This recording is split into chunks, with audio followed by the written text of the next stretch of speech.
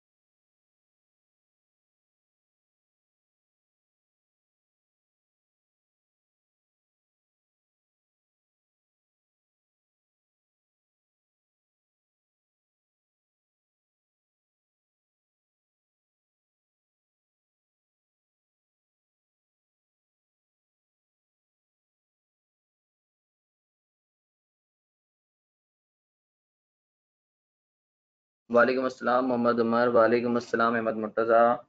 वालेकुम अस्सलाम असद।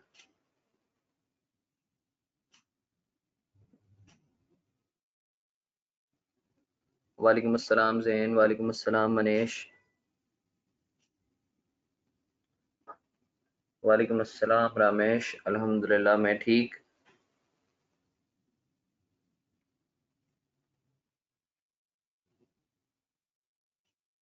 वालेकुम अस्सलाम सारा। वालेकुम अस्सलाम। ब्रिटिश वाले अरबी का कितना बाकी है सर? सर मेरे क्वेश्चन का आंसर दें। अच्छा सही है, ठीक है, मैं दे देता हूँ, कोई मसला ही नहीं है। वालेकुम अस्सलाम एहसन।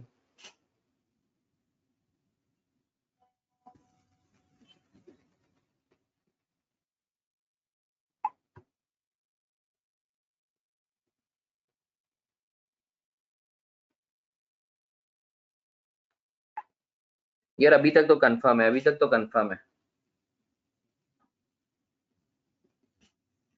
पहले नमाज पढ़ लें। तुम लोग क्या बोलते हो? वालेकुम अस्सलाम मोहम्मद एहसन। अरजान में जवाब दे देता हूँ। एक काम कर लो, अभी नमाज का भी वक्त हो रहा है, जल्दी से नमाज पढ़ के आ जाओ, फिर हम लोग स्ट्रीट में पढ़ाई करते हैं। तो 15 मिनट का मैं तुम लोगों को टाइम दे रहा हूँ। जल्दी से जो है वो नमाज पढ़ के आ जाओ, देन वी शैल कंटिन्यू। ठीक है, जल्दी से नमाज पढ़ के आ जाओ। अभी अजान हो गई है, मेरे यहाँ भी अजान हो गई है, तो तुम लोगों को जमात भी मिल जाएगी। शुएब मेरे यहाँ अजान हो गई है बेटा, जमात 5:45 पर है। तो नमाज पढ़ लो जल्दी से वजू करके, तो फिर जल्दी से आ जाओ, तो हम लोग ठीक 15 मिनट बाद मुलाकात करते हैं।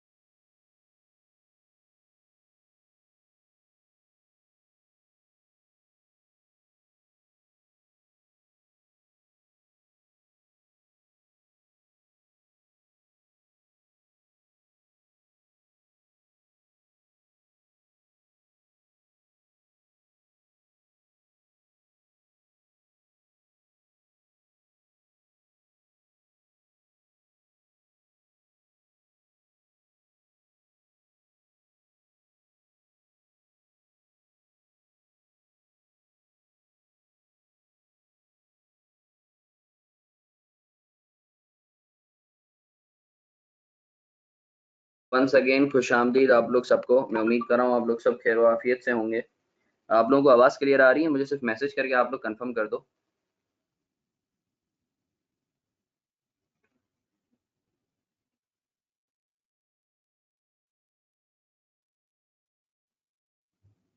चलो सर, ज़बरदस्त हो गया ये तो।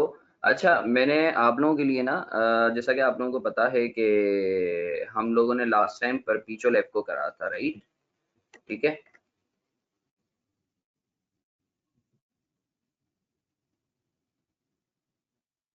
मैं ज़रा स्क्रीन आप लोगों से शेयर कर दूं।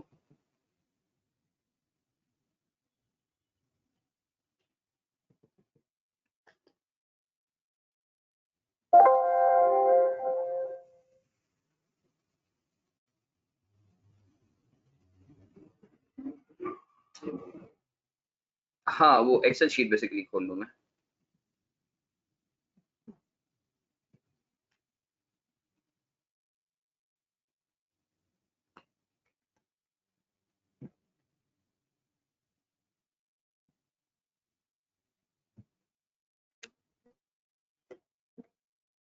अच्छा सर, हम लोगों ने लास्ट सेशन में जो है इसको देखा था, मेरे ख्याल से कि कुछ अनकंट्रोलेबल इश्यूज की वजह से जो है वो काफ़ी बच्चों की लाइट भी चली गई थी। तो हम लोगों ने ये बात की थी। सर, कल एक सवाल रह गया था क्वेश्चन बैंक का। रामेश, बिल्कुल वो एनआरवी वाला था, वो बेसिकली अलग चल रहा है, ठीक है। जो आपका इंट्रो रिफ्रेशर की क्लास है ना, वो मैं अलग से चला रहा हूँ, ठीक है।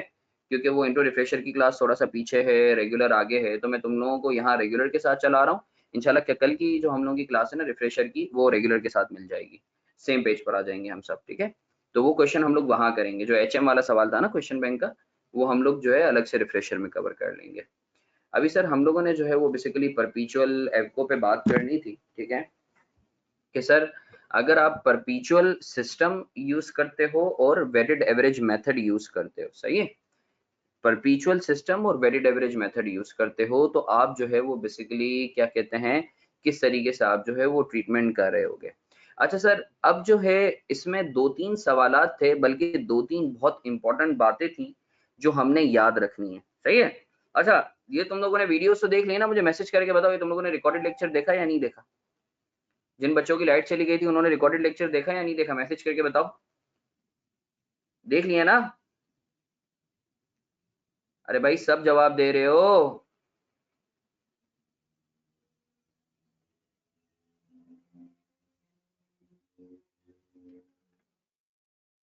बिल्कुल बिल्कुल बिल्कुल बिल्कुल, मैं जो है वो मोहम्मद अहमद का भी क्वेश्चन भी लेता हूँ। वो ग्रुप पे माशाल्लाह तुम लोग डिस्कशन कर रहे थे, उसके ऊपर भी मैं बात करता हूँ। मगर जो है मैं उम्मीद कर रहा हूँ तुम लोगों ने जो है वो रिकॉर्डेड लेक्चर देख लिया होगा। वालेकुम अस्सलाम तला, मैं क्लास में हूँ, मैं तुझसे बात करता हूँ, क्लास से फ्री होकर ना बात करता हूँ।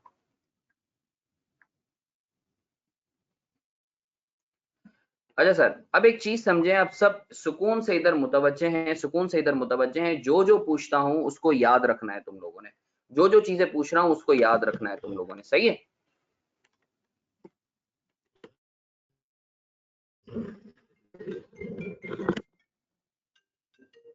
हेलो। हाँ मन। हाँ हाँ हाँ हाँ हाँ हाँ हाँ। मैं रिकॉर्डेड लेक्चर तुझे दे दूंगा, तू टेंशन नहीं ले आदिल। सही है। हेलो। हाँ हाँ, आवाज आ रही है। मैं रिकॉर्डेड लेक्चर दे दूंगा तेरे को, सही है। चलो। ओ यार, एक दो दिन लगेंगे। अगर तुझे जल्दी चाहिए तो वसीम होता है, ठीक है, तो वसीम से मांग लेना, वो फौरन दे देगा। क्योंकि मैं मसरूफ होता हूँ तो फिर जो है एक दो दिन, बल्कि बाद का 3-4 दिन भी लग। हाँ हाँ, तो वो रिकॉर्डेड लेक्चर है ना, वो तुझे मिल जाएगा। सही है, तो वसीम से कांटेक्ट कर लेना, वरना मुझे तू पिंच करता रहना, मैं तुझे करवा दूंगा अरेंज, सही है। चलो, okay okay okay okay, you welcome.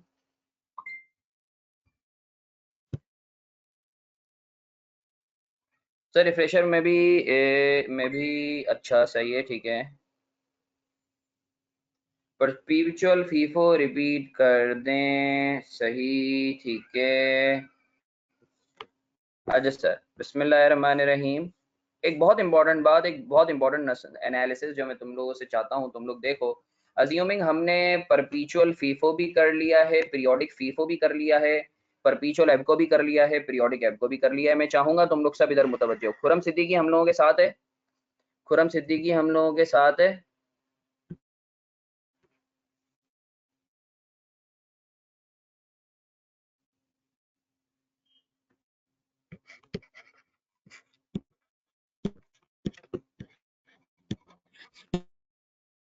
ये एमसीक्यूज के लिए बहुत इंपॉर्टेंट चीज है।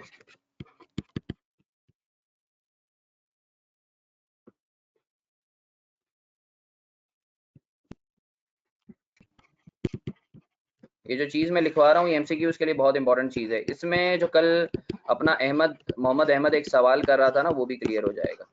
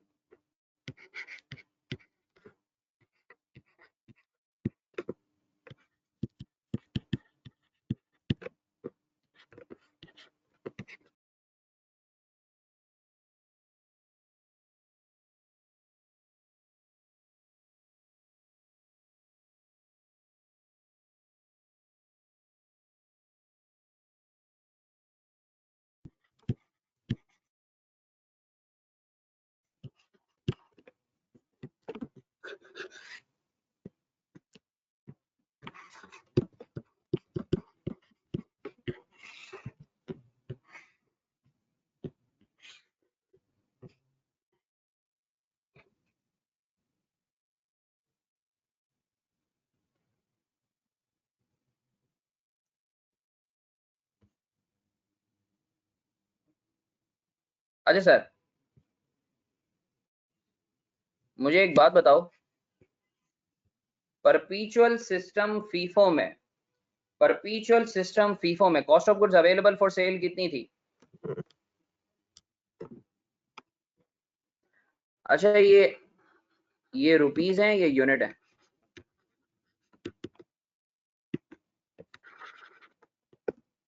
मुझे बताओ cost of goods available for sale कितनी थी परपीचुअल फीफो में?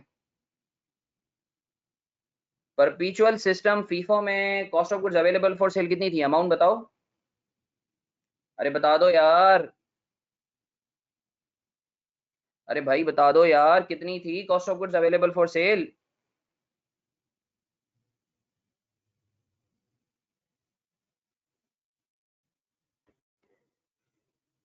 अरे परपीचुअल सिस्टम और फीफो मेथड में कितनी थी कॉस्ट? अरे कोई मसला नहीं है, चलो मैं बता देता हूँ बेटा, कोई मसला नहीं है, तुम लोग शायद चरस वरस पी हुई है। देखो बेटा, cost of goods available for cell का फार्मूला क्या होता है? Purchases plus opening stock, purchases plus opening stock. देखो बेटा, परचेजेस कितनी थी? 4,14,000, और ओपनिंग स्टॉक का फिगर कितना था बेटा? 10,000। और 4,14,000 और 10 कितना होता है? 4,24,000। सही है ना? 4,14,000 और 10,000 24,000, 4,24,000। तो मेरे पास cost of available for sale perpetual FIFO में कितनी थी? 4,24,000। ऐसा ही है बेटा। इसी तरीके से कॉस्ट ऑफ गुड सोल्ड कितनी थी परपेचुअल फीफो में? 3,44,000। ऐसा ही है बेटा, 3,44,000।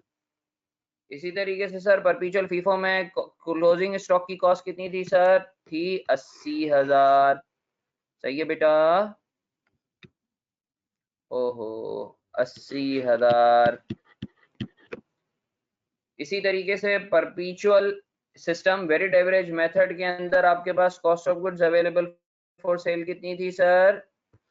परपेचुअल सिस्टम वेटेड एवरेज में कितनी थी? 4,14, 4,14,000 प्लस 10,000 कितनी होती है बेटा? 4,24,000,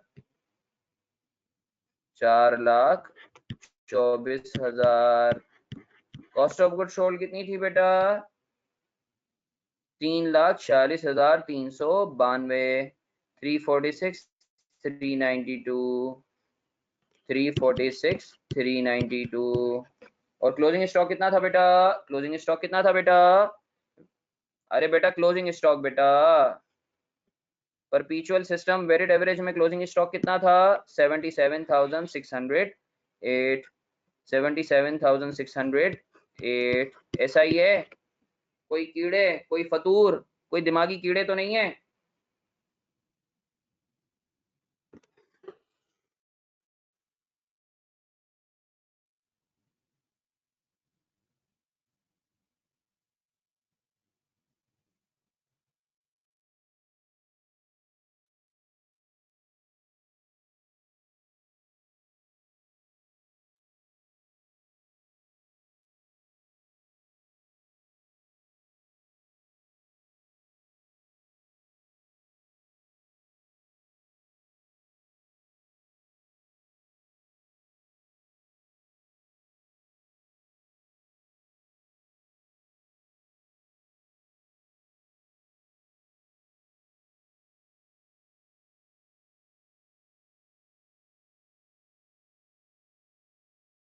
जी सर, आवाज आ रही है? आवाज आ रही है? आवाज आ रही है नहीं आ रही? आ रही है ना? खुरम बेटा आवाज आ रही है ना? तो ये देखो, ये एक एनालिसिस है, ये जो लास्ट सेशन में हम लोगों ने देखा था ना, ये एनालिसिस है उसका, और कुछ भी नहीं है। अच्छा सर मुझे बताओ, ये जितनी भी ये मैंने चीजें लिखी हैं, ये इन टर्म्स ऑफ रुपीज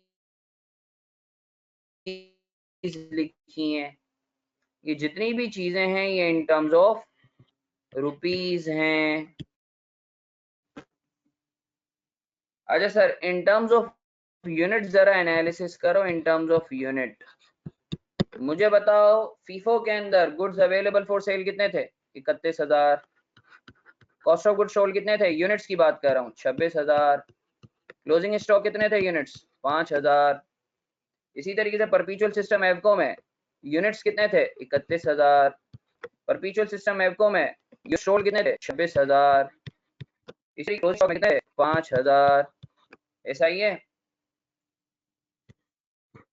कोई मसला नहीं है, इसको लिख लो, मुझे पता है मैंने रिफ्रेशर को नहीं करवाया, लिख लो, एटलीस्ट लिख लो।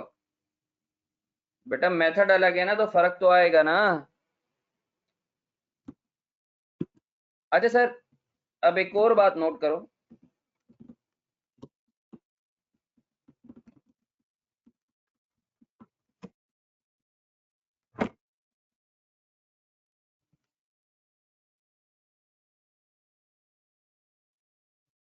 पहले ये इंपॉर्टेंट एनालिसिस कॉपी कर लिए,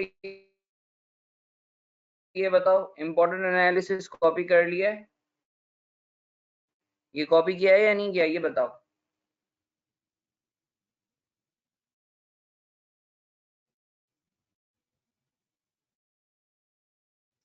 ये कॉपी करो पहले।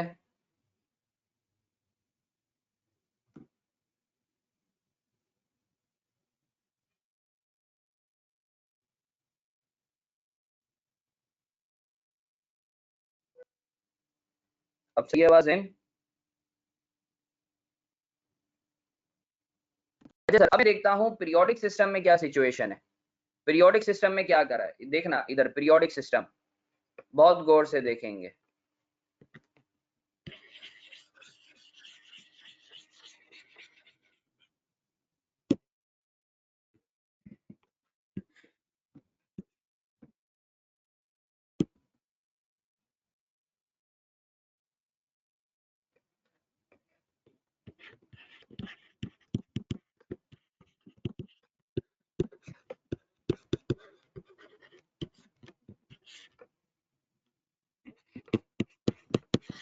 सर पीरियोडिक सिस्टम माशाल्लाह तुम सब चीते हो, पीरियोडिक सिस्टम में तुम लोगों ने बताना है तुम लोगों ने क्या किया है।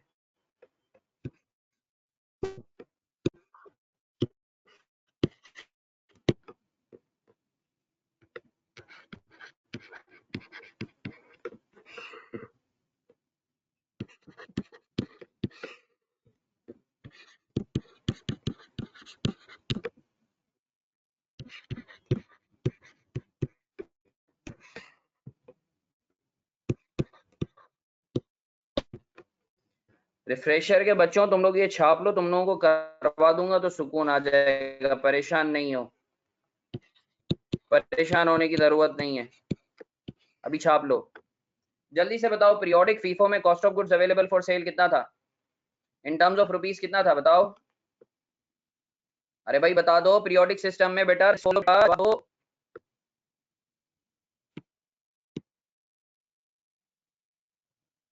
रेगुलर के बच्चों करवाया है ना, बताओ। 4,24,000 cost of goods available for cell थी मनूसों, देखो ये देखो मनूसों, ये करवाया था, ये रहा, कहाँ चला गया ये क्वेश्चन, ये क्या है, फीफो 4,24,000 की नजर आ रहा है, 4,24,000 कॉस्ट ऑफ गुड्स सोल्ड कितनी थी,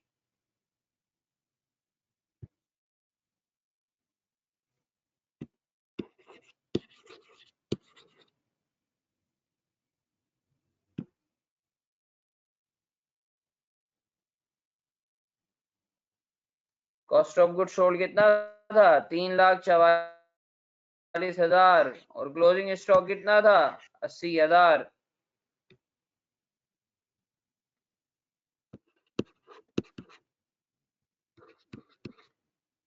80,000। इसी तरीके से cost of परपीचुअल system, periodic system और वेरिड एवरेज मेथड के अंदर 4,24,000। कॉस्ट ऑफ गुड्स सोल्ड कितनी थी, कॉस्ट ऑफ गुड्स सोल्ड कितनी थी वेरिड एवरेज के अंदर,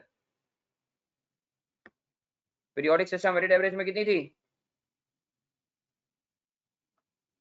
3,55,680, 3,55,680। अगर 100-200 रुपए का फर्क है, परेशान होने की जरूरत नहीं है, 100-200 रुपए का फर्क है, कोई मसले वाली बात नहीं है। किसी बच्चे का 3,55,613 आ रहा होगा, किसी बच्चे का 3,55,420 आ रहा होगा, परेशान होने की जरूरत नहीं है। क्लोजिंग स्टॉक कितना है, क्लोजिंग स्टॉक कितना है, 68,400। कोई मसला नहीं है, 10, 15, 20, 100 रुपए का फर्क है, कोई परेशानी वाली बात नहीं है। नंबर ऑफ यूनिट्स बताओ, पीरियोडिक फीफो में 31,000 ही थे, 26,000, 5,000, पीरियोडिक एप्को में 31,000, 26,000, 5,000, ऐसा ही है। ये बहुत इंपॉर्टेंट एनालिसिस है, ये पेपर में आ सकता है। अगर तुम एक बात नोट करो, चाहे परपीचुअल सिस्टम हो, चाहे पीरियोडिक सिस्टम हो, चाहे कोई भी मेथड हो, तुम्हारा cost of goods available for sale, cost of goods available for sale हर जगह सेम रहती है, हर जगह सेम रहती है। Cost of goods available for sale कोई भी सिस्टम हो, कोई भी मेथड हो, कभी भी चेंज नहीं होगी। Cost of goods available for sale कोई भी सिस्टम हो, कोई भी मेथड हो। अच्छा एक चीज याद रखो, यूनिट्स तो कभी भी चेंज नहीं होंगे, यूनिट्स भी हमेशा सेम रहेंगे, जो फर्क आएगा ना वो सिर्फ अमाउंट में आएगा, जो फर्क आएगा वो सिर्फ और सिर्फ अमाउंट में आएगा, जो फर्क आएगा वो सिर्फ अमाउंट में आएगा। सही है सर, जो फर्क आएगा, मोहम्मद अहमद रीस्टार्ट कर लो, तुम रीस्टार्ट कर लो मुन्ने सर, फर्क जो आएगा वो सिर्फ और सिर्फ अमाउंट में आएगा। सही है, यूनिट्स हर जगह सेम रहेंगे, यूनिट्स हर जगह सेम रहेंगे, ठीक है। अच्छा सर, एक और चीज मैं तुम लोगों को बताऊं, एक और चीज मैं तुम लोगों को बताऊं,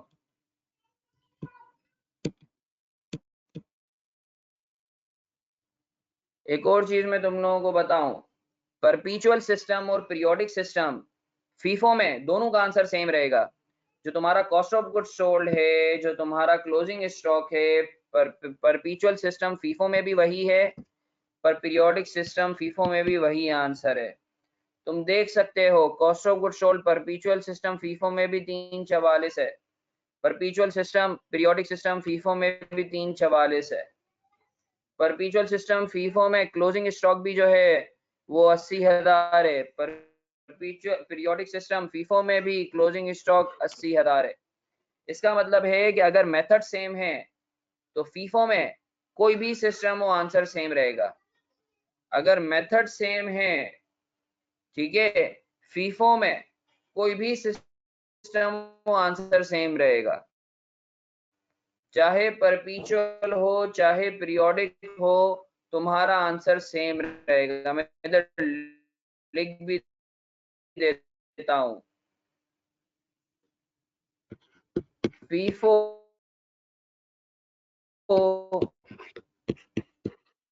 परपीचुअल is equal to FIFO periodic. सही है। Answer in FIFO perpetual shall be equal to FIFO periodic. मगर एक चीज याद रखो, परपीचुअल सिस्टम अगर वेटेड एवरेज है और पीरियोडिक सिस्टम अगर वेटेड एवरेज है तो इन दोनों में फर्क होगा। सही है सर। आवाज अच्छा आवाज लेक कर रही है, रुको यार मैं कुछ करता हूँ।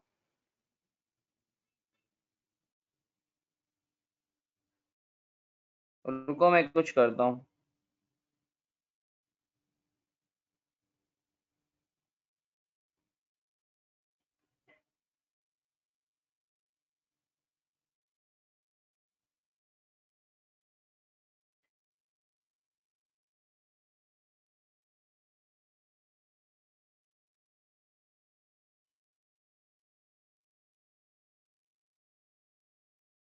मुझे बताओ अब आवाज सही है?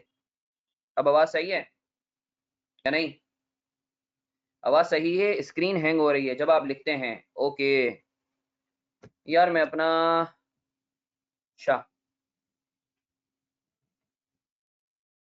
अच्छा मैं एक काम करता हूँ, मैं अपना नेट रीस्टार्ट करता हूँ। अच्छा मुझे एक बात बताओ। अच्छा सुनो सुनो सुनो सुनो सुनो सुनो।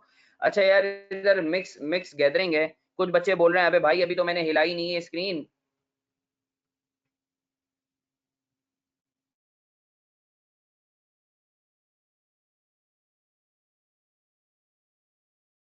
अच्छा यार यहाँ मिक्स एंड मैच पाया जा रहा है। कुछ बच्चे बोल रहे हैं सर सही है, कुछ बच्चे बोल रहे हैं नहीं है। अच्छा मुझे बताओ अच्छा सुनो तो, अरे बात तो सुन लो यार, बात तो सुन लो। नहीं कर रहा भाई, स्क्रीन नहीं हिला रहा भाई, मेरी बात तो सुन लो। मुझे ये बताओ, मेरा पीटीसीएल का नेट है सही है। अब मुझे बताओ क्या करूं ऐसा कि वो सही हो जाए।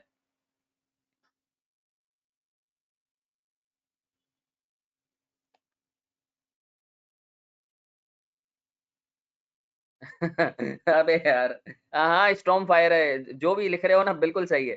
सर डिवाइस ऑफ करके ऑन कर लें फेंक दें। अच्छा अच्छा एक काम करो, एक काम करो। अच्छा सही है। यार ये स्टॉर्म फाइबर यानी आई आई डोंट नो, पता नहीं, खैर चलो। सर जुहेर को बोले अपनी सही है। अच्छा चलो सही है। सर फारती चलो सही है ठीक है। अच्छा एक काम करते हैं। मैं अच्छा सही है उसामा ठीक है। यार कोई है ही नहीं घर पे, कोई है ही नहीं, मैं ही यूज कर रहा हूँ सिर्फ।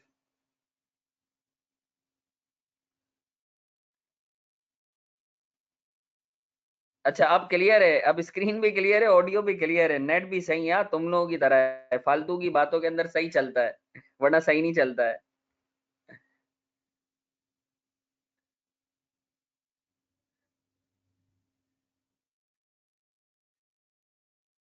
4G से कर दें? हाँ 4G से कनेक्ट कर सकता हूँ बिल्कुल।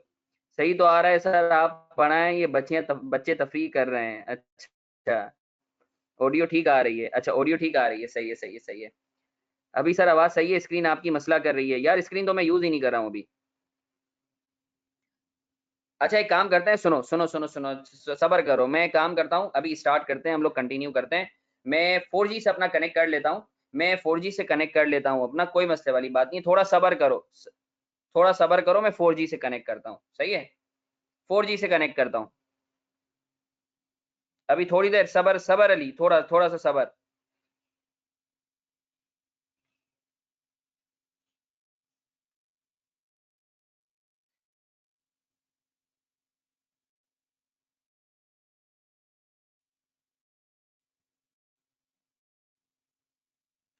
सर नूरानी चेहरा दिखाएं, काफी टाइम हो गया नहीं देखा।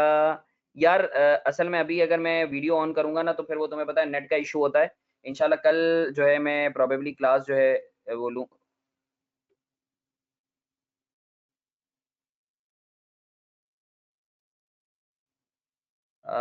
एक मिनट।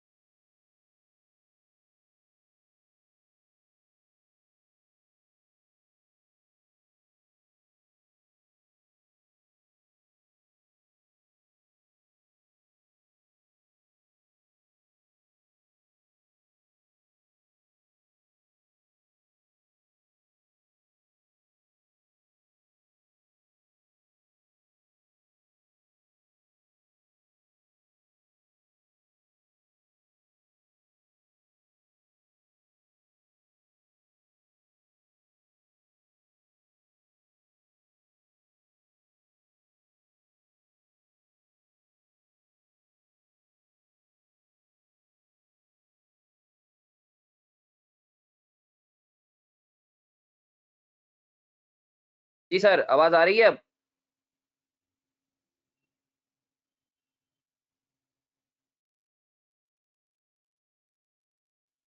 चलो सही है। काफी तवो दो के बाद खैर मैंने रीस्टार्ट किया। पता नहीं 4G भी खस्सी है यार, जो है वो यूफोन का है, क्या कहते हैं 4G, तो पता नहीं कनेक्ट ही नहीं हो रहा था, वो ऑडियो का मसला कर रहा था।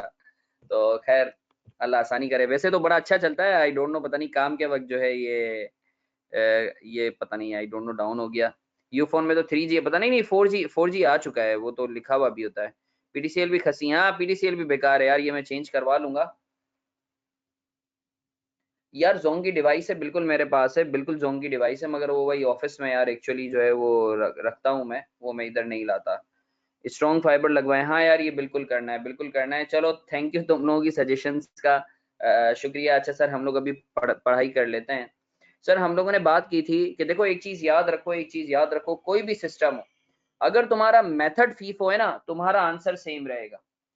कोई भी सिस्टम हो, अगर तुम्हारा मेथड सेम है, फीफो है, तो तुम्हारा आंसर सेम रहेगा। मगर एक चीज याद रखो, अगर तुम्हारा मेथड वेटेड एवरेज है, अगर तुम्हारा मेथड वेटेड एवरेज है, तो तुम्हारा आंसर चेंज हो जाएगा।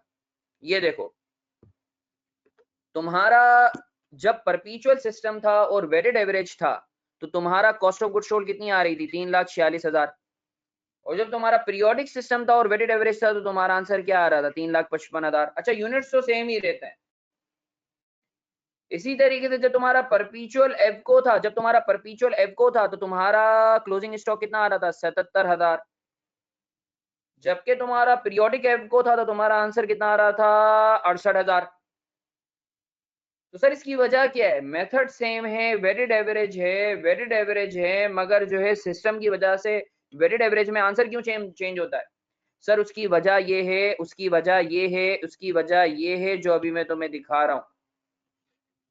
सर वेटेड, मुझे बताओ रेगुलर के बच्चों, पीरियोडिक सिस्टम में तुम एक रेट लेते हो या रेट चेंज करते हो। पीरियोडिक सिस्टम वेटेड एवरेज अगर होता है तो एक ही रेट होता है या रेट चेंज होता रहता है। पीरियोडिक सिस्टम वेटेड एवरेज में एक रेट होता है। पीरियोडिक सिस्टम वेटेड एवरेज के अंदर एक रेट होता है। तुम एक ही रेट से सब मालों को निकालते हो और एक ही रेट से जो बचे हुए होते हैं उसको रख देते हो। जबकि परपीचुअल सिस्टम में हर ट्रांजेक्शन के बाद, हर परचेज के बाद तुम्हारा रेट चेंज होता है। परपीचुअल सिस्टम वेटेड एवरेज में हर तुम्हारी परचेज के बाद, देखो पहले था 10, फिर हो गया 10,83, फिर हो गया 11,71, फिर हो गया 12,14, फिर हो गया 13,93। तुम मेरी बात समझ रहे हो, तुम मेरी बात समझ रहे हो या नहीं समझ रहे। तो सर यही वजह है कि परपीचुअल सिस्टम वेटेड एवरेज को मूविंग एवरेज भी बोलते हैं। यही वजह है कि परपीचुअल सिस्टम वेटेड एवरेज को मूविंग एवरेज भी बोलते हैं, क्योंकि परपीचुअल सिस्टम वेटेड एवरेज के अंदर आपका रेट हर उस पे चेंज हो रहा होता है। तो मेरी बात समझ रहे हो ना। तो परपीचुअल सिस्टम वेटेड एवरेज और पीरियोडिक सिस्टम वेटेड एवरेज का आंसर सेम क्यों नहीं होता, because in perpetual system weighted average your rate gets changed after every purchase. सही है। ये पेपर में सवाल आ चुका है, ये पेपर में सवाल आ चुका है, तभी मैं इसके ऊपर एम्फेसाइज कर रहा हूँ। अबे यार रुको, सबर करो। Answer in FIFO perpetual shall not be equal to FIFO periodic, because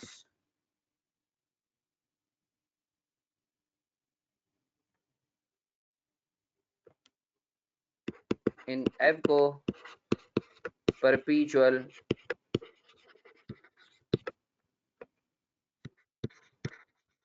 rate gets changed after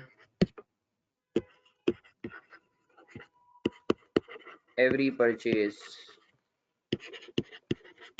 However, in periodic EFCO there is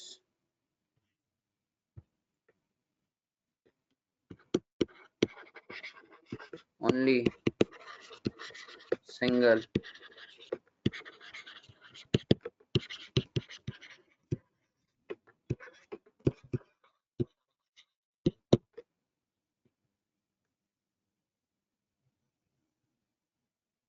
copy कर लिया, आगे बढ़े,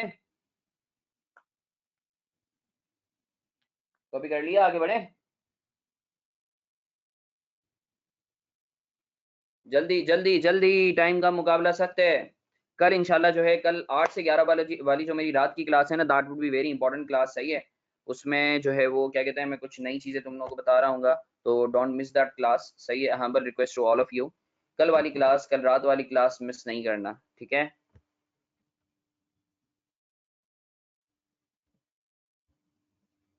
रात को लाइट जाती है। उसामा तो कौन से एरिया में रहता है? अच्छा एक मिनट यार, मैं मोहम्मद अहमद को जरा वो ले रहा हूँ, अपने साथ लाइन पे ले रहा हूँ, अनम्यूट कर रहा हूँ, क्योंकि मोहम्मद अहमद के ना ये ग्रुप पे मोहम्मद अहमद ने जो है वो सवालात किए थे, ठीक है। मोहम्मद अहमद को हम लाइन पे लेते हैं, मोहम्मद अहमद, मोहम्मद अहमद, मोहम्मद अहमद। जी सर। कैसा है मोहम्मद अहमद? जी सर मैं ठीक हूँ, आप कैसे हैं? अल्हम्दुलिल्लाह। अहमद मुझे बता, जो तूने कल ये ग्रुप पे कल रात को मैसेजेस करे थे, तो तुझे क्या उन सवालों के जवाब मिल गए? सर उसके में से एक का मिल गया, अभी भी दो का शायद मेरे ख्याल से बाकी है। मैं एक रिपीट कर देता हूँ सवाल कि सर आपने जैसे कि हाँ हाँ। पीरियोडिक एफको जो था उसके अंदर हमने एक वेट निकाला था, और जो परपेचुअल एफको उसके अंदर हमने हर ट्रांजैक्शन के बाद एक वेटेड एवरेज रेट निकाला है। सर तो हमने उसके अंदर टोटल परचेजेस को हाँ। प्लस करके उसका टोटल नंबर ऑफ यूनिट से डिवाइड करके क्यों नहीं किया? उसका एक रेट निकाल लेते और फिर उसी रेट से सब ट्रांजैक्शन के अंदर वो एक ही रेट कांस्टेंट कर देते। रुक रुक, देख ये वापस ये देख, जो है ये देख, ये मैंने तेरे सामने सॉल्यूशन खोला हुआ है जी परपेचुअल सर। वाला जो है। अब तू इसमें वापस बोल, क्या है तेरा सवाल? सर मेरा सवाल ये है कि आपने जो पीरियोडिक एफको जो था उसके अंदर हमने एक रेट निकाल लेते थे, total amount purchase cost of हाँ गुड्स अवेलेबल फॉर सेल के अंदर अमाउंट आती थी, उसको टोटल करते थे और टोटल नंबर ऑफ यूनिट से उसको डिवाइड हाँ। करवा के उसका एक वेटेड एवरेज रेट निकालते थे।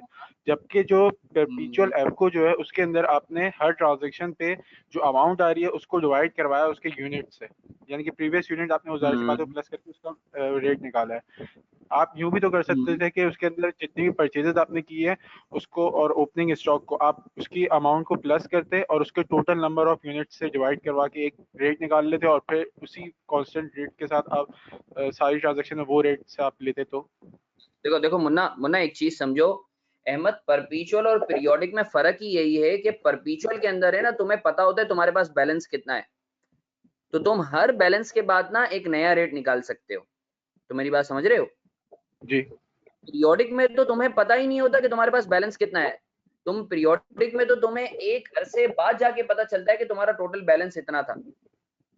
अच्छा ठीक तो है। मुझे, ठीक है, तो अगर तो तुम्हें पीरियोडिक में भी पता होता कि तुम्हारा बैलेंस इतना था किसी भी पॉइंट इन टाइम पे, तो तुम रेट निकालते, कोई मसले वाली बात नहीं थी। ठीक सही है है। मोहम्मद अहमद? तो ठीक। परपेचुअल में तुम हर उसके बाद रेट इसी वजह से निकाल रहे हो क्योंकि ये इसकी खूबसूरती है कि उसके हर बैलेंस, तुम्हारे पास हर ट्रांजेक्शन के पास बैलेंस पता है, तो तुम एक नया अच्छा वाला रेट निकालते हो, ज्यादा इफेक्टिव रेट निकालते हो।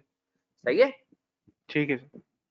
ये तेरा एक दो सवाल तेरे क्लियर हो गए, तीसरा सवाल पूछ। सर एक और ये था कि आपने जो परपेचुअल ऐप को जो है उसके अंदर कहा था कि हर ट्रांजैक्शन के बाद हम बैलेंस के अंदर एक लाइन देंगे हर डंडी ट्रांजैक्शन लगाएंगे, के बाद। डंडी लगाएंगे, डंडी लगाएंगे। हाँ, और जबकि परपेचुअल फीफो के अंदर आपने कहा था सिर्फ सेल से पहले, तो सर ये क्यों हाँ। इस तरह वजह? अच्छा ये क्यों, बहुत अच्छा सवाल सर, ये आपने ऐसा बोला क्यों, आपके ये क्या मंतक थी कि आपने बोला कि परपीचुअल फीफो में सेल से पहले डंडी लगाना और परपीचुअल एपको में जो है हर ट्रांजेक्शन के बाद डंडी लगाना? अच्छा सबसे पहले तो समझ लेते हैं ये डंडी लगाने का मतलब क्या है। डंडी लगाना क्या है एक्चुअली? ये जो डंडी लगाना ना, ये देसी जबान में मैं तुम लोगों को बोलता हूँ, actually this is called balancing. ठीक है, मैं बैलेंस अपना मालूम कर रहा हूँ। फीफो के अंदर देखो एक चीज याद रखो, तुम्हारा जो बैलेंस आता है ना वो इफेक्टिवली सेल के बाद आ रहा होता है। यानी तुम परचेज करते रहोगे, ऑटोमेटिकली तुम्हारा बैलेंस बढ़ता रहेगा। तुम्हारा बैलेंस ऑटो यानी बैलेंस में कमी कब आएगी? जब सेल होगा। मोहम्मद अहमद, ऐसा ही है? ठीक है। ठीक है, तो परपीचुअल फीफो में मैंने तुम्हें बोला था कि हर सेल से पहले डंडी लगाओ ताकि तुम रिमेनिंग बैलेंस मालूम कर सको। ठीक है, सही है। अच्छा। अब मैंने परपीचुअल एवको में तुम्हें क्यों बोला कि हर ट्रांजेक्शन के बाद डंडी लगाओ? क्योंकि हर ट्रांजेक्शन के बाद मुन्ने रेट चेंज होता है।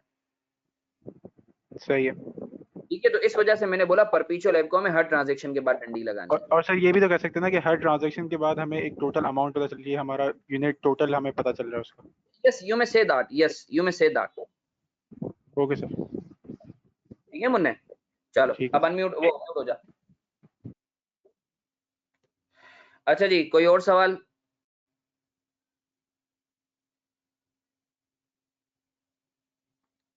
कोई और सवाल किसी बच्चे का? आगे बढ़े। अच्छा सर, अब आईकेएफ के क्वेश्चन में दे रहा हूं, मैं चाहूंगा तुम लोग सॉल्व करो जल्दी से, शाबाश।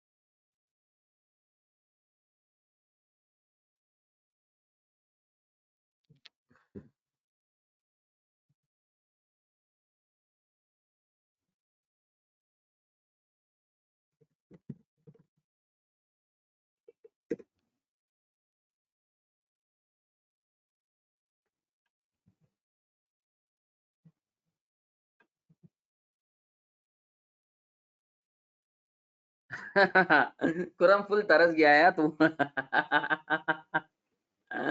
खुरम बात करते हैं इस पर।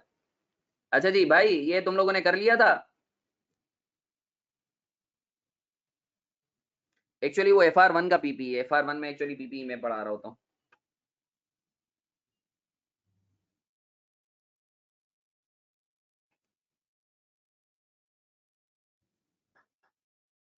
अच्छा सर, ये वाला क्वेश्चन कर लिया था ना आप लोगों ने परपीचुअल एवको से? बेटा परपीचुअल एवको तो करवाया ना एहसन नागारिया? चलो, ये भी कर लिया था परपीचुअल एवको से, question number 2। Question number 2 perpetual AVCO से कर लिया था।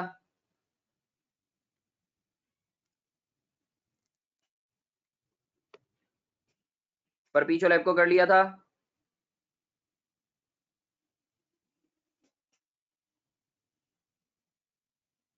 अच्छा, जिन्होंने नहीं करा वो अटेम्प्ट करें। क्वेश्चन नंबर 3, ये फाइल में ऑलरेडी तुम लोगों से शेयर कर चुका हूं। क्वेश्चन नंबर 3 कर लिया था परपीचुअल एवको से? तो करो ना, क्वेश्चन नंबर 3 करो। जो क्वेश्चन नंबर 3 कर चुका है वो परपीचुअल एवको से क्वेश्चन नंबर 4 करे। सर क्वेश्चन नंबर 3 जो है वो पॉसिबल ही नहीं है। क्वेश्चन नंबर 3 पॉसिबल ही नहीं है। बिल्कुल सही बोला, बिल्कुल सही बोला sir. Question number 4 bamboo private limited, perpetual AVCO से कर लो।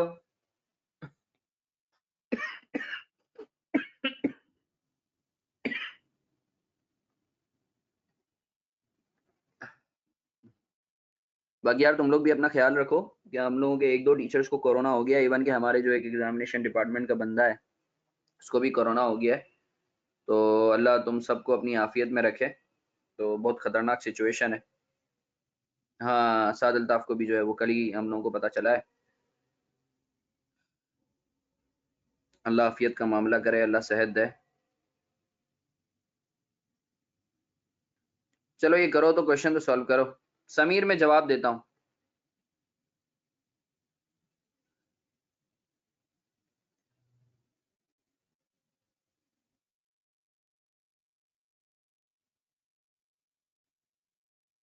जी बेटा जी। जी क्वेश्चन 4 परपीचुअल एवको से करेंगे जल्दी।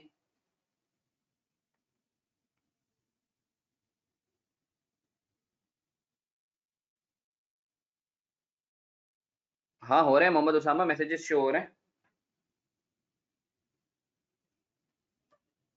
क्या वाली शेर, सब खैरियत तो है?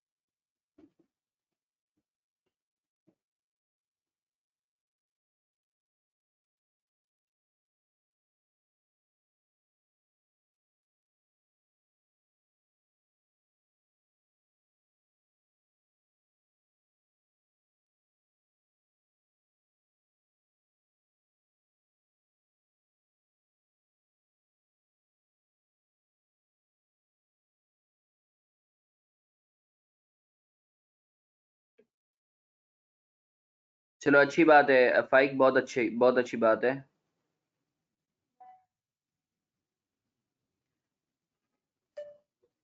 ज़ैन, मुन्ने कोई मसले वाली बात नहीं है। मैं जो है क्या कहते हैं, अभी जब तुम्हें जो है वो अभी कल वाली क्लास तुम लोगों की इंडिविजुअली लूंगा ना, तो इंशाल्लाह उसमें जो है वो तुम्हें और क्लियर हो जाएगा। सही है, अभी परपीचुअल ऐप को तो तुमने किया हुआ है ना, तो उससे ये वाला क्वेश्चन अटेम्प्ट करो।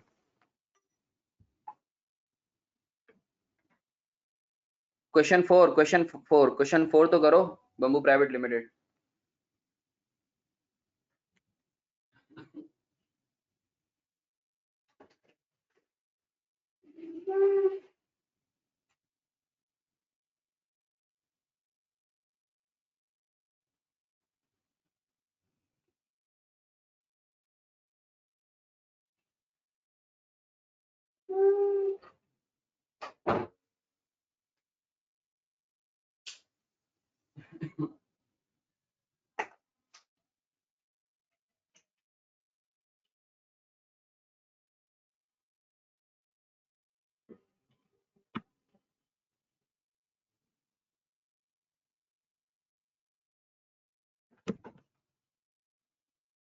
ऐप को परपीचुअल से, जी बिल्कुल, सब ऐप को परपीचुअल से कर रहे हैं।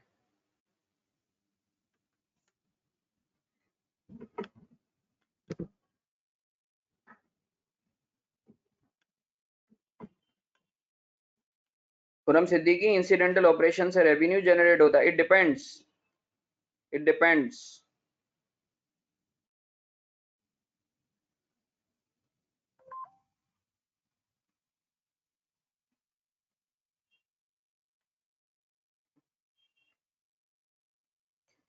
हाँ भाई, सॉल्व हो गया, मैं करवाऊं? अस्सलाम वालेकुम। अल्हम्दुलिल्लाह, कैसी हैं आप? माजरत मैं कॉल नहीं कर पाया आपको, बल्कि आपकी कॉल पिक नहीं कर पाया, वो मसरूफियत थी। हाँ हाँ बिल्कुल, ऑनलाइन क्लास चल रही है। हम्म। संडे की क्लास का जो है मेरे ख्याल से भाई 9 से 11 और 11 से 1 कर लेते हैं। व्हाट यू से?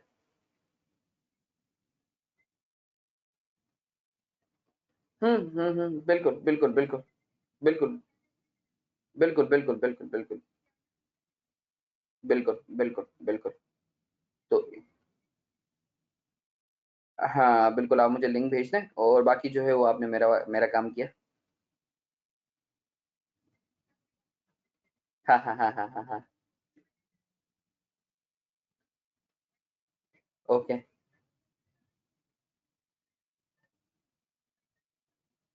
ओके ओके ओके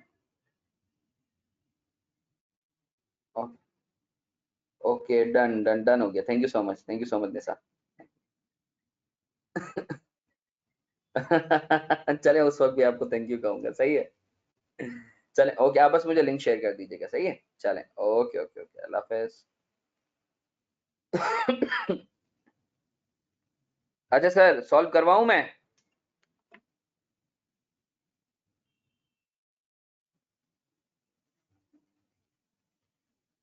हाँ भैया, आंसर बता दो, कोई आंसर बता दो।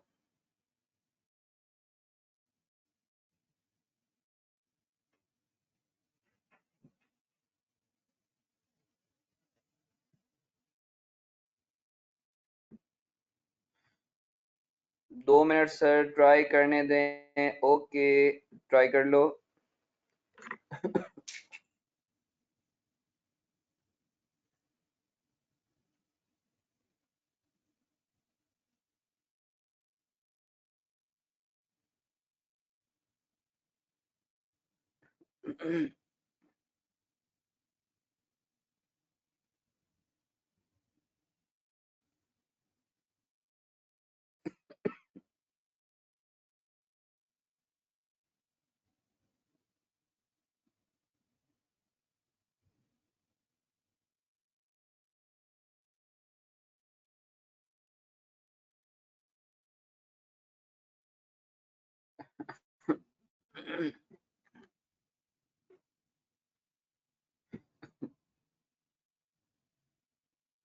एक दो पैसे से कोई टेंशन वाली बात नहीं है। हाँ बेटा, फाइक वैल्यूएशन भी करनी है।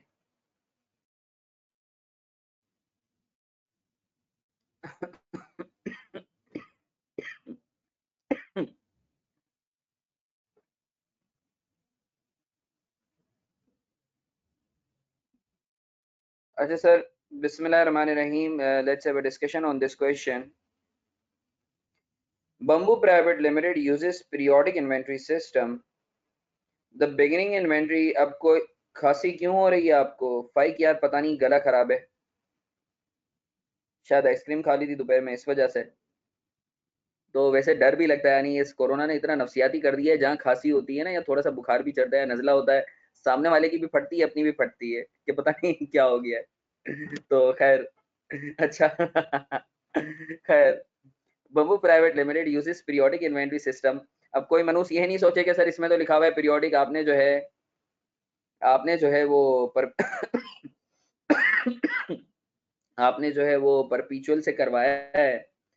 तो ये तो कोई मसले वाली बात नहीं है भाई, मेरा सवाल है, मेरी मर्जी में जिससे भी करवाओ, तो मैंने परपीचुअल से तुम लोगों को बोला, सही है। The beginning inventory of an item code 7 and data pertaining to its purchases and sales during February 1995 are shown below। सही, ये डेटा दिया हुआ है सर। अनसोल्ड बैलेंस आपके पास था 3000 यूनिट 6 रुपए वाले। फरवरी 4 को जो है वो 500 यूनिट थे 5.4 सफर वाले। फिर सेल करी है, फिर फरवरी को परचेज करी है, फिर सेल करी है, फिर 24 फरवरी को सेल करी है, फिर 26 फरवरी को परचेज करी है, फिर 27 फरवरी को सेल करी है। सर बोलता है 28 फरवरी को जो है एस्टिमेटेड सेलिंग प्राइस जो है वो 4.5 रुपया हो गई थी। अच्छा सर, ये क्यों दिया हुआ है कि 4.5 रुपया? ये एनआरबी है। हमें पता है इन्वेंट्री जो मेजर होती है वो lower of cost and NRB पर होती है। ठीक है सर, आओ हम इसको जल्दी से सॉल्व कर लेते हैं। ये क्वेश्चन है हमारा।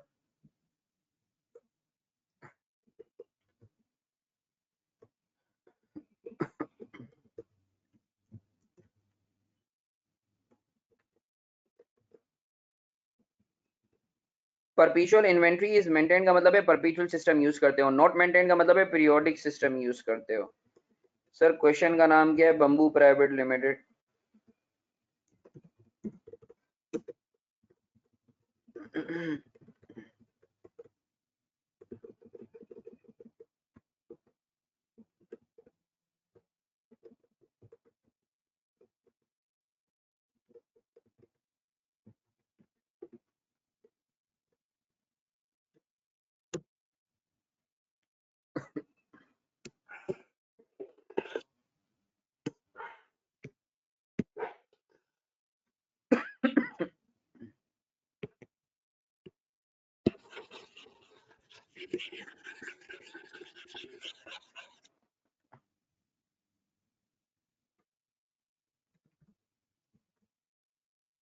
सर 1 फेब को बैलेंस कितना था आपके पास, जरा बताओ। बैलेंस कितना था आपके पास? 3000 यूनिट थे। रेट कितना था? 6 रुपया। 6 रुपया सही है। अच्छा सर, ये इसको बैलेंस को छोड़ दो, जो बाद में आ रहा है ना उसको गरक करो। उसके बाद सर आपने वो क्या कहते हैं 4 फरवरी को परचेजेस किए हैं। 4 फरवरी को परचेजेस किए हैं, कितने यूनिट आपने 500 यूनिट परचेज किए हैं, कितने के हिसाब से 5.4 के हिसाब से, सही है। अमाउंट कितना आ रहा है सर, दिस इनटू दिस 2000, समझ रहे हो। तो तुम्हारे नंबर ऑफ यूनिट्स कितने हो गए 3500, तुम्हारा अमाउंट हो गया 20,700 और तुमने 20,700 को डिवाइड किया है 3,500 से, तो आपके पास रेट आ गया 5.91। क्लियर है आप लोगों को? कोई मसला, कोई मसला?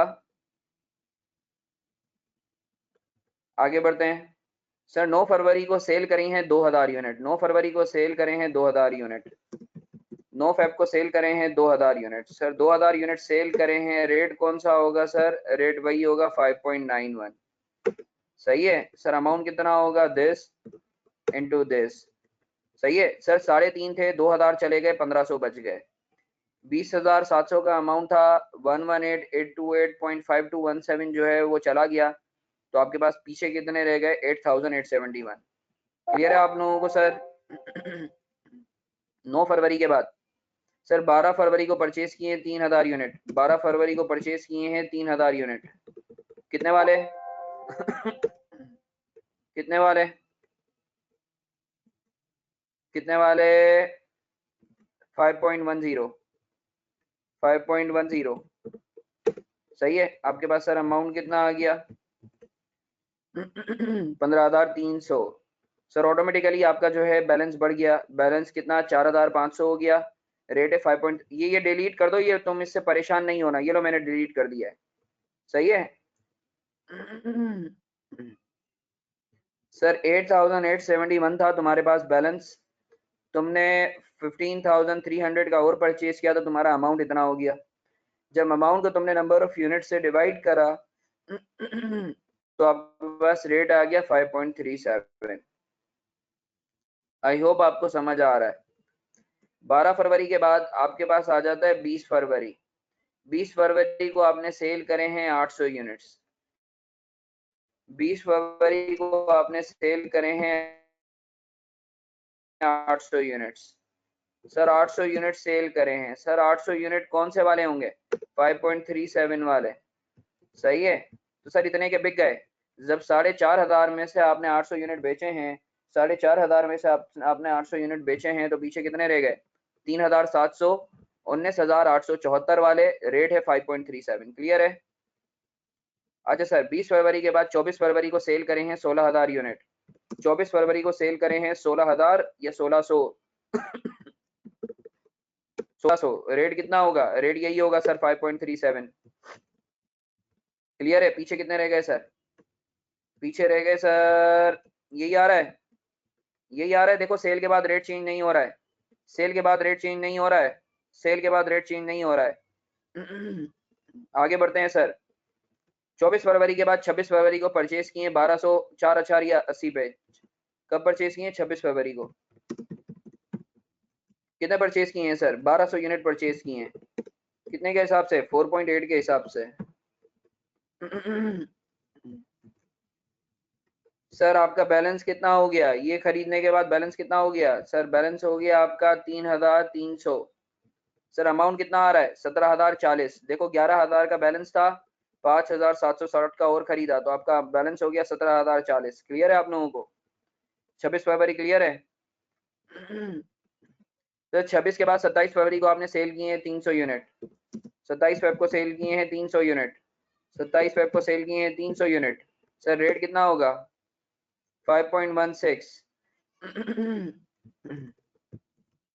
1549। सर यही आ रहा है, 3,000 यूनिट पीछे बच गए हैं।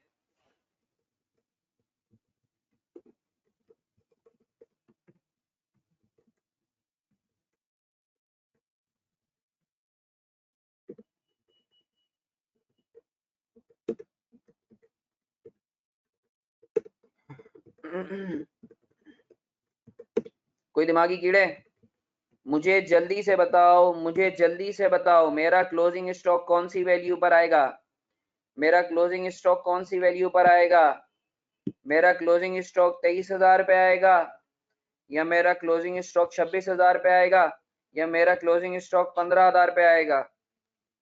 मेरा क्लोजिंग स्टॉक कितने पर आएगा? मेरा क्लोजिंग स्टॉक कितने पर आएगा? सब बच्चे जवाब दो, कोई हडरामी नहीं कर रहा। मेरा क्लोजिंग स्टॉक 15,000 पे आएगा। कितने बच्चे बोलते हैं क्लोजिंग स्टॉक 15,491 पे आएगा? लिख के बताओ।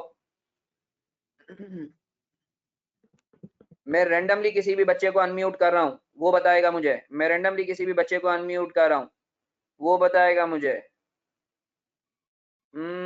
अब्दुल्ला आरिफ,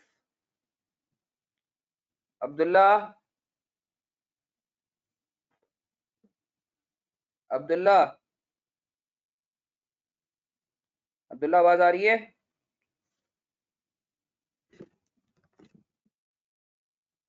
सर माइक का मसला है। अच्छा, माइक का क्या मसला है? अहमद मुर्तजा, अहमद मुर्तजा,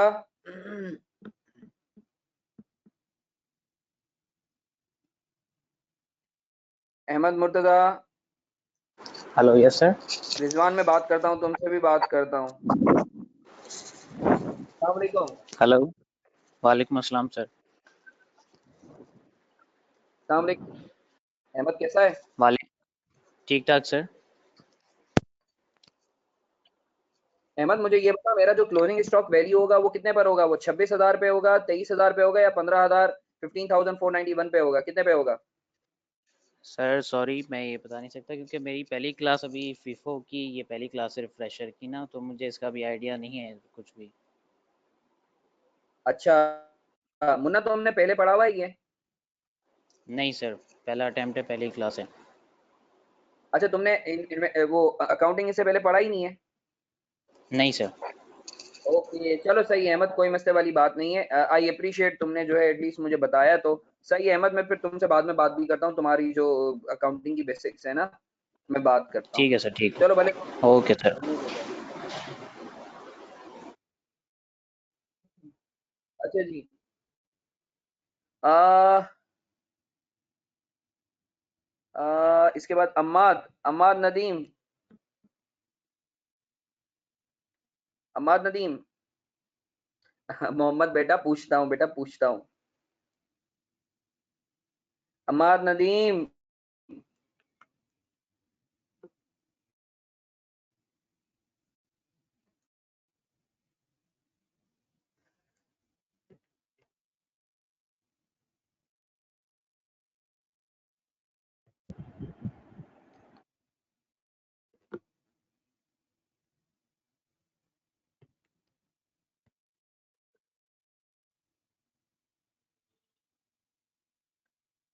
अम्माद आवाज आ रही है तुम्हें मेरी?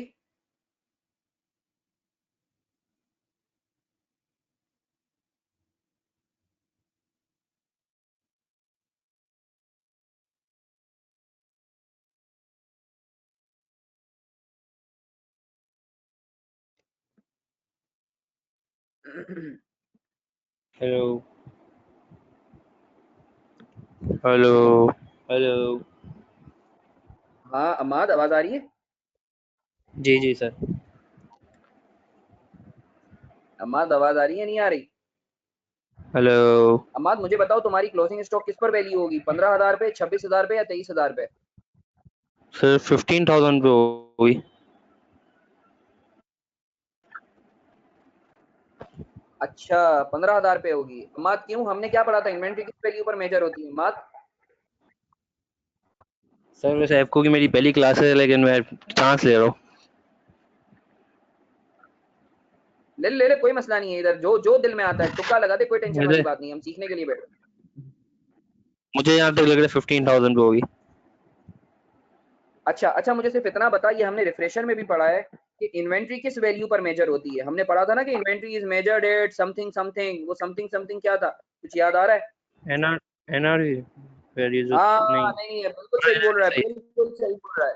क्या जो बोल रहा है? क्वेश्चन में दी हुई 4 पॉइंट समथिंग दी हुई है क्वेश्चन पे, उसके थ्रू होगी। एनआरवी, बिल तू थोड़ा सा गलत बोल गया, सही बोलते बोलते lower of cost and NRV. Low NRV cost.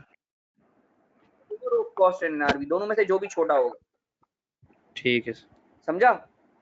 जी चलो जी। थैंक यू मुन्ने, थैंक यू। जज़ाक म्यूट हो जा। अच्छा जी सर, बताना तुम लोगों को मकसद यही था, इधर थोड़ी लंबी करने का मकसद यही था ताकि तुम्हारे दिमाग में बैठे कि भाई इन्वेंट्री कॉस्ट पर वैल्यू नहीं होती है, inventory lower of cost and NRV पर होती है। तो अब मैं वैल्यूएशन करूंगा, वैल्यूएशन ऑफ इन्वेंट्री, सही है सर? जल्दी से बताओ आपकी कॉस्ट कितनी थी? यही कॉपी पेस्ट कर देता हूं।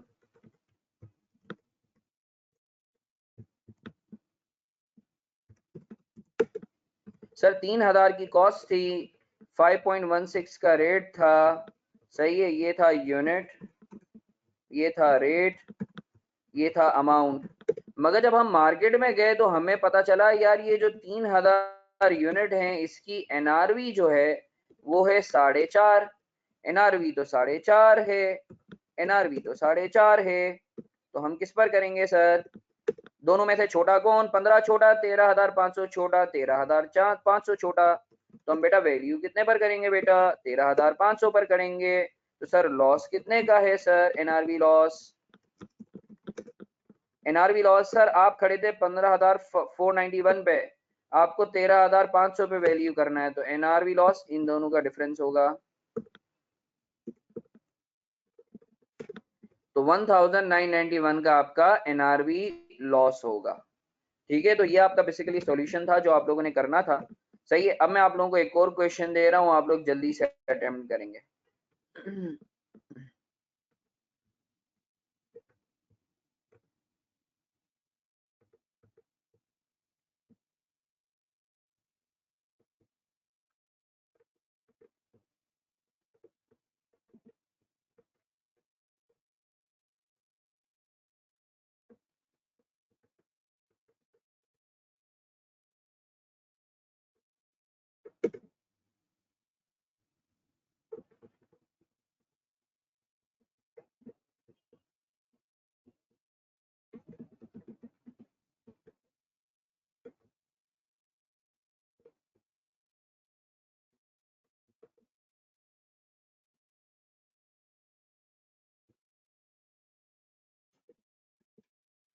एक मिनट है, दरवाजे पर कोई आया, मैं जरा दरवाजा खोल के आऊं, एक मिनट रुको।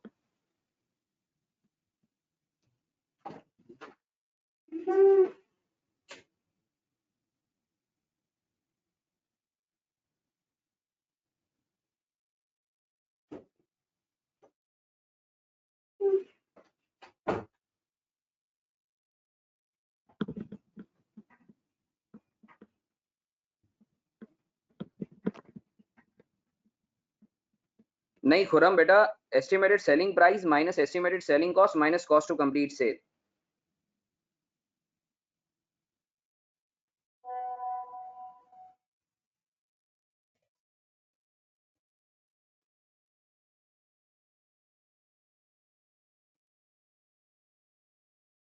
मैं सॉल्यूशन वापस दिखा भी रहा हूँ, एक मिनट रुको।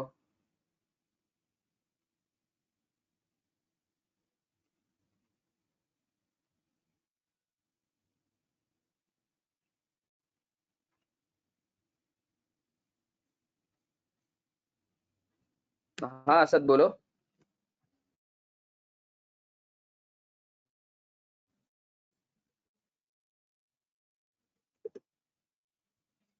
बता रहा हूँ।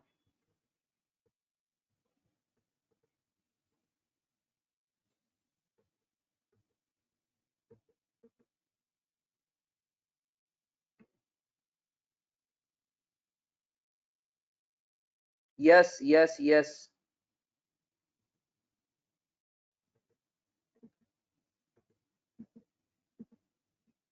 अच्छा सर, एक बहुत इंपॉर्टेंट चीज तुम्हें बताने के लिए जा रहा हूँ, तुम सबने नोट करनी है, ये बहुत इंपॉर्टेंट चीज मैं बताने के लिए जा रहा हूँ।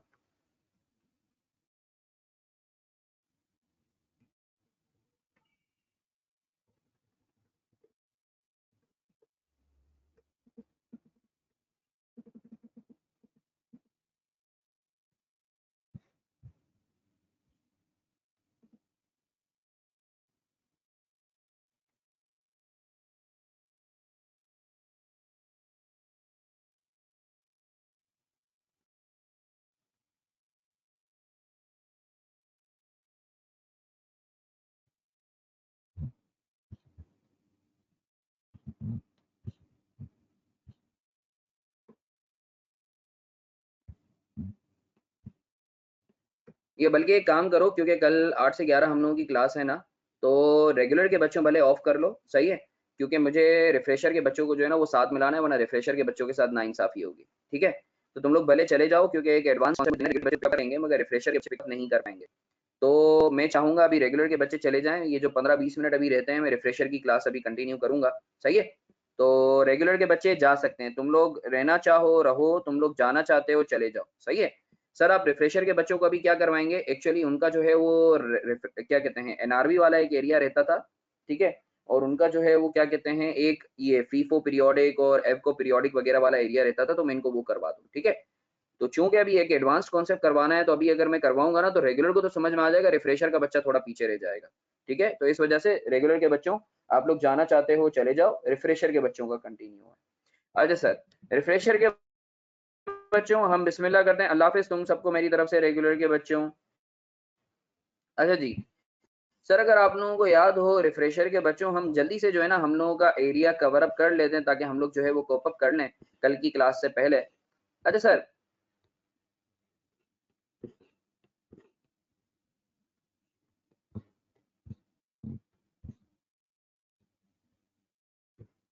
रिफ्रेशर के बच्चों कल मैंने आप लोगों को एक क्वेश्चन दिया था, ये वाला।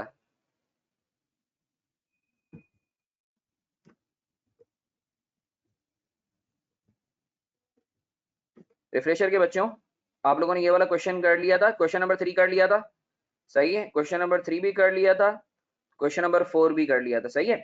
मैंने आप लोगों को ये वाला क्वेश्चन दिया था, कहाँ चला गया, रुको सब्र करो।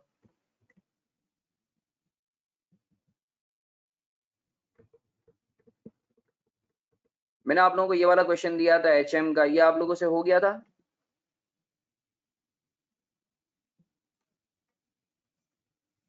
ये आप लोगों से हो गया था।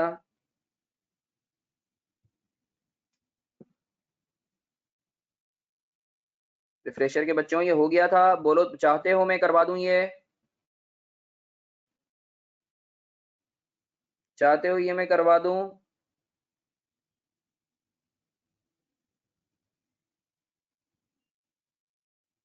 जी बिल्कुल बिल्कुल, क्वेश्चन बैंक वाला।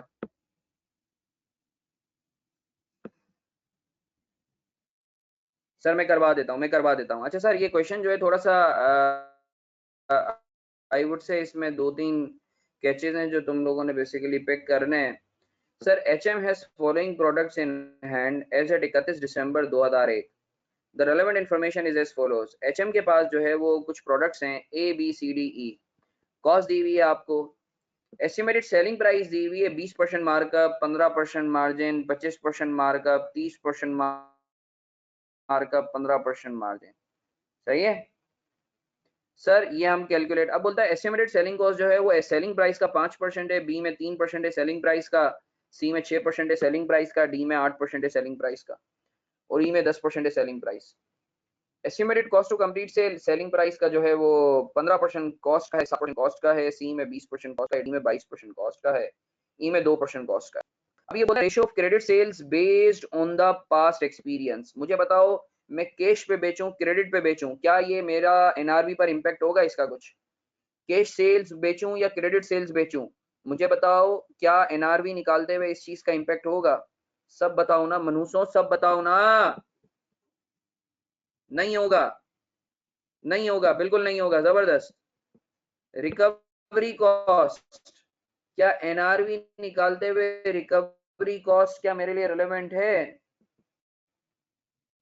एनआरवी निकालते हुए रेलेवेंट रिकवरी कॉस्ट मेरे लिए रेलेवेंट है? नहीं भाई, रिकवरी कॉस्ट आपकी सेल से रिलेट नहीं करती है।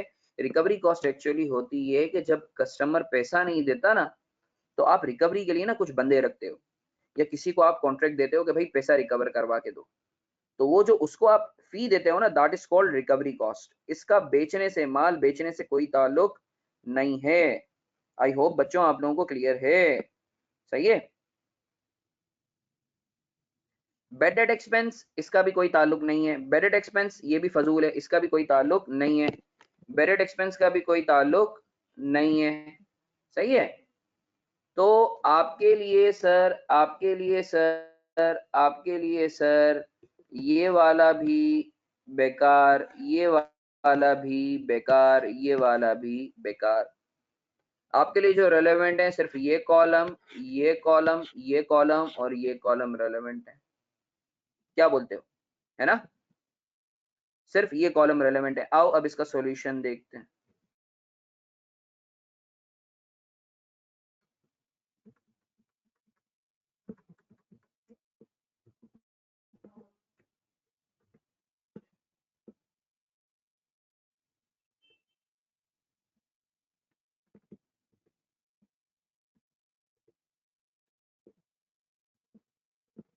सर मैंने कॉस्ट लिख दी 1 लाख, 270, 8, 30, 690, 5 लाख। अच्छा मेरा जो है लेक्चर नंबर 14 मार्कअप मार्जिन पर पर्टेन करता है, मार्कअप मार्जिन से पर्टेन करता है, वो मैं आप लोगों को लिंक भेज दूंगा, मुझे आप लोग मैसेज कर दो। मैं आप लोगों को मार्कअप मार्जिन का जिसको प्रॉब्लम है मुझे मैसेज कर दें। यूट्यूब पे जो है वो बेसिकली मैंने जो है वो क्या कहते हैं वीडियो डाली थी, तो आप मुझे भेज दो तो मैं आपको लिंक शेयर कर दूंगा। सही है। अच्छा सर एस्टिमेटेड सेलिंग प्राइस कैसे आया? देखो मार्कअप मुझे पता है, मार्कअप मुझे पता है कि मार्कअप में आपकी बेस होती है कॉस्ट, और जो बेस होती है वो 100% होती है। मार्जिन में आपकी बेस होती है सेलिंग प्राइस, और जो बेस होती है वो 100% होती है। अगर आप देखो तो इसके अंदर आपको बोला हुआ है 20% मार्कअप है। इसका मतलब है ये जो 1 लाख है ये रिप्रेजेंट कर रहा है 100 को बीइंग अ कॉस्ट। अगर मैं 100% कॉस्ट है, 20% का मार्कअप है, तो सेलिंग प्राइस कितने परसेंट होगी? 120। तो मैंने 1,20,000 को डिवाइडेड बाई 100 किया और मल्टीप्लाई बाई 120 कर दिया, तो मेरे पास एक ही सेलिंग प्राइस आ गई। इसी तरीके से बी के अंदर मेरा 15% का मार्जिन है। इसका मतलब है मार्जिन है तो कॉस्ट होगी, सेलिंग प्राइस होगी 100%, कॉस्ट होगी 100 माइनस 15, 85। तो ये 270 कितने को रिप्रेजेंट कर रहा है? 85 को। अगर मैं 270 को डिवाइडेड बाई 85 करूं और मल्टीप्लाई बाई 100 करूं तो मेरे पास सेलिंग प्राइस आ जाएगी। क्लियर है आपको? क्लियर है? बी क्लियर है? असद बी क्लियर है? जैन बेटा बी क्लियर है? बी की सेलिंग प्राइस कैसे आई? रुबाब बेटा बी क्लियर है? उसामा, अब्दुल्ला, मोहम्मद?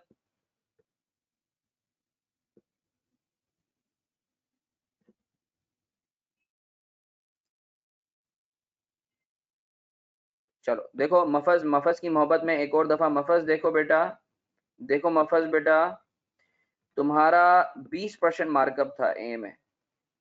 20 इसका लेक्चर मुझे मैसेज कर देना, मैं तुम्हें भिजवा दूंगा। देखो बेटा 20 मार्कअप का मतलब होता है आपकी कॉस्ट है बेस, और बेस हमेशा 100% होती है। अगर बेस 100% है और कॉस्ट लेट से मार्कअप में कॉस्ट 100% है और मार्कअप 20% का है, तो सेलिंग प्राइस परसेंटेज में कितनी होगी? 120। मफज, मफज में तुम्हें अनम्यूट कर रहा हूँ, मुन्ने मेरे साथ रहो।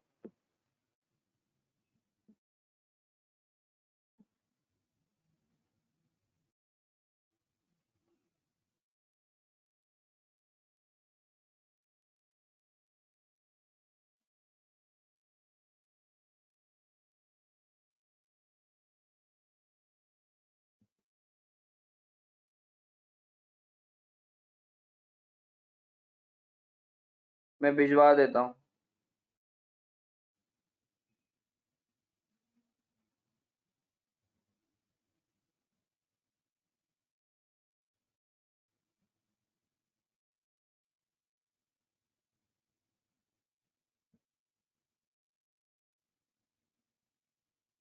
मफज जी सर।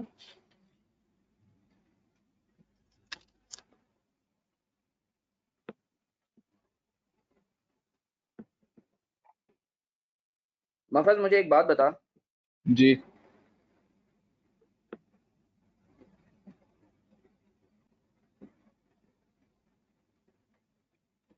कि मार्कअप के अंदर बेस क्या होती है? सर, मार्कअप के अंदर कॉस्ट को बेस लेते हैं।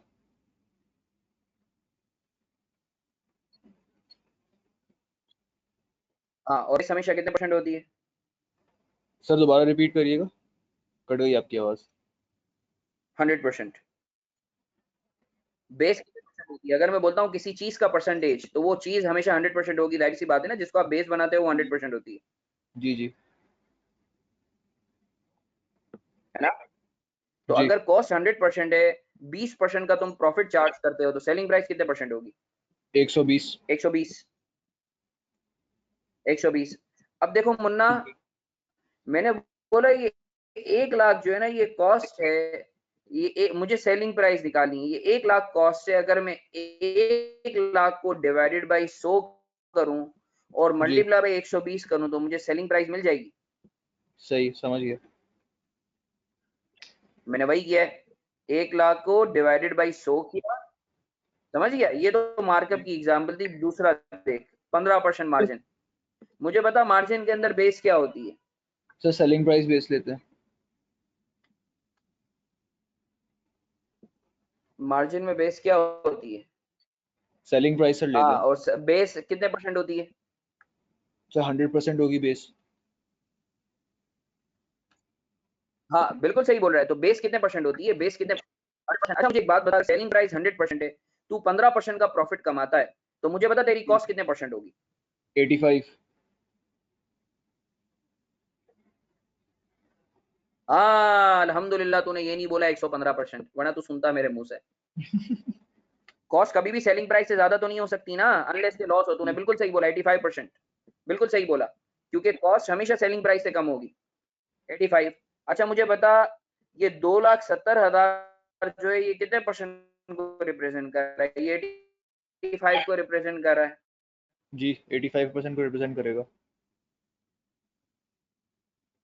है ना? जी अगर मैं 270 को डिवाइडेड बाई 85 करूं और मल्टीप्लाई बाई 100 करूं तो मुझे सेलिंग प्राइस आ जाएगी। जी समझ गया सर। आ जाएगी। जी सर। बस सही है, जबरदस्त। आता तो है तुझे, बिल्कुल सही है। अब मार्कअप मार्जिन क्लियर हो गया मुन्ना? जी जी बिल्कुल।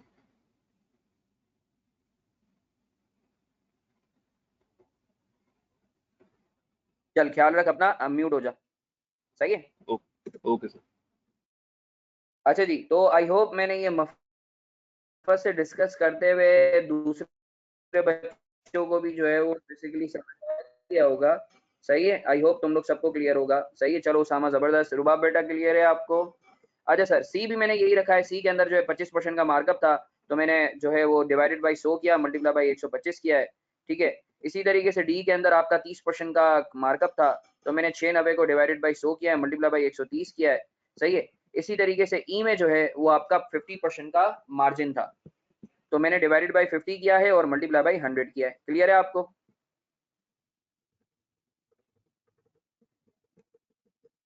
इसी तरीके से एस्टिमेटेड सेलिंग कॉस्ट कितनी आ गई? जो उसने बोला था 5% सेलिंग प्राइस का, वो मैंने 5% ले लिया है। इसमें बोला 30% सेलिंग प्राइस का, वो 3% ले लिया है। इसमें बोला 6% तो 6% ले लिया है। इसमें बोला 8% तो 8% ले लिया है। इसमें बोला 10% तो 10% ले लिया है। सही है। इसमें कॉस्ट टू कंप्लीट सेल बोला था 15% कॉस्ट का, तो 15% ले लिया।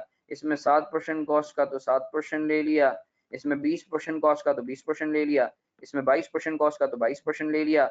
इसमें 2% कॉस्ट का, तो 2% ले लिया। जब मैंने सेलिंग प्राइस में से सेलिंग कॉस्ट माइनस की और cost to complete sale minus की, तो एनआरबी आ गई। ए की एनआरबी इतनी आई, बी की इतनी आई, सी की इतनी आई, डी की इतनी आई, ई की इतनी आई। अब मैंने बोल दिया भाई दोनों में से छोटा कौन? ए में छोटा कौन? एनआरबी, तो इसको एनआरबी पर लिख दिया। बी में छोटा कौन? कॉस्ट, तो इसको कॉस्ट पे रख दिया। डी में छोटा कौन? एनआरबी, तो इसको एनआरबी पे रख दिया। ई में छोटा कौन? एनआरबी, तो इसको एनआरबी पे रख दिया। एफ ई में छोटा कौन? सर कॉस्ट, तो कॉस्ट पे रख दिया। नहीं नहीं करती है रिपेयरिंग कॉस्ट, या रिपेयरिंग कॉस्ट करती है कॉस्ट टू कंप्लीट सेल, बिल्कुल करती है, बिल्कुल करती है। सर लॉस, सर जहां एनआरबी पर आपने रखा है वहां लॉस होगा। सही है। ये लॉस की एंट्री मैंने पास कर ली। लॉस की एंट्री सर आप देख लें। किसी बच्चे को मसला, ये सॉल्यूशन है, किसी बच्चे को मसला मुझसे बात कर सकते हो। जेन बेटा क्लियर है? खुरम बेटा क्लियर है? जी बेटा एसेट है, जब तक बिकता नहीं है एसेट है। जब तक बिकता नहीं है एसेट है। इन्वेंट्री जब तक बिकती नहीं है एसेट है। इन्वेंट्री जब तक बिकती नहीं है एसेट है।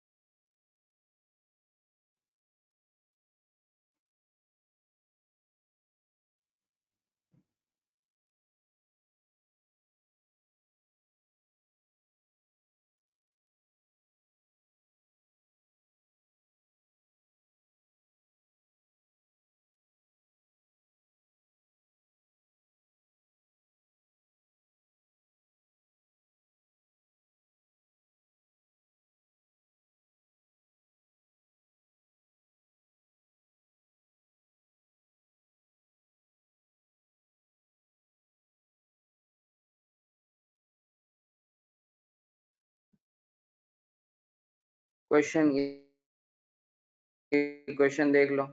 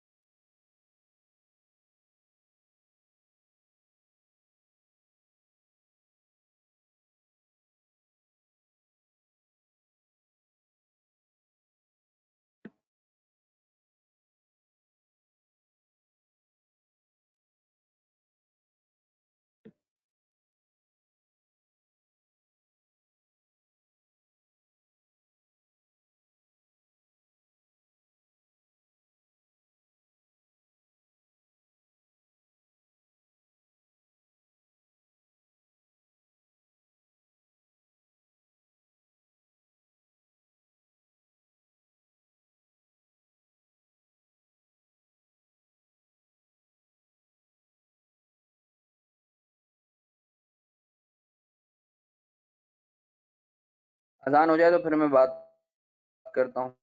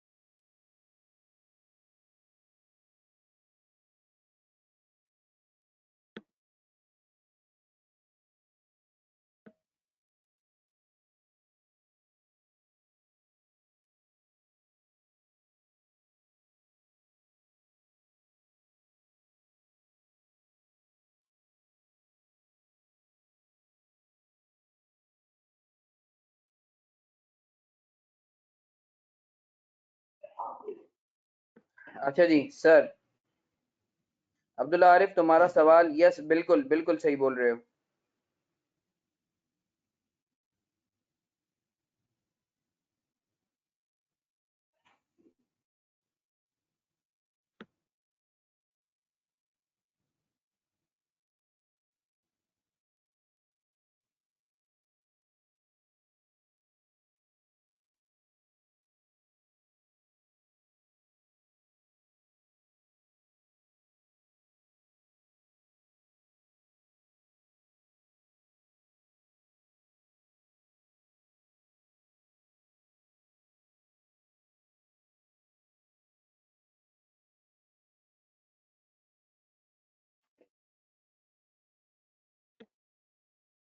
अच्छा जी, आगे बढ़े।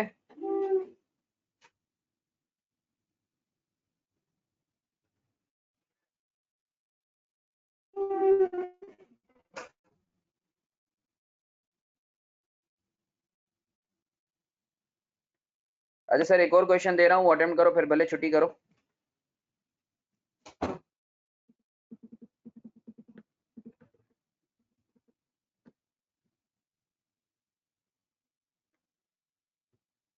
सर ये एक आईकेप का पास पेपर दे रहा हूँ, वो सॉल्व करो, ठीक है।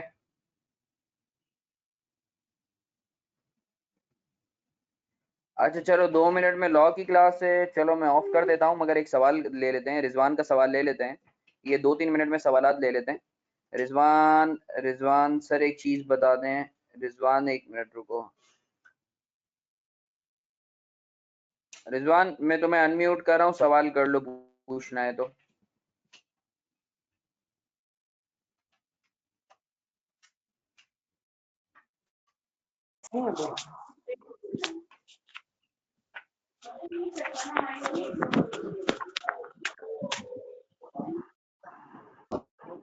रिजवान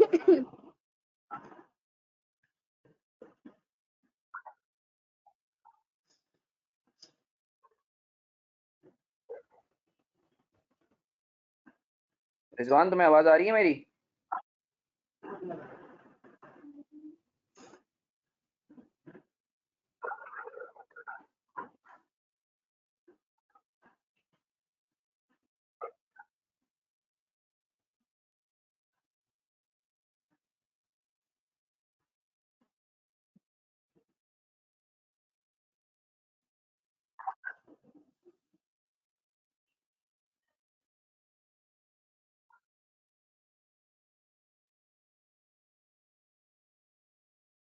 रिजवान मुन्ने शायद तुम्हारा नेट का इशू है, ठीक है। टेस्ट इंशाल्लाह तुम लोगों का परसों होगा, संडे वाले दिन तुम लोगों का टेस्ट भी है। एनआरबी पर एक अच्छा सा क्वेश्चन मैंने बनाया है, तो तुम लोग तैयारी कर लेना। इंशाल्लाह कल हम लोग मुलाकात करते हैं। आई डोंट नो रिजवान तुम्हें आवाज आ रही है? तुम्हारा भी अनम्यूट हुआ है।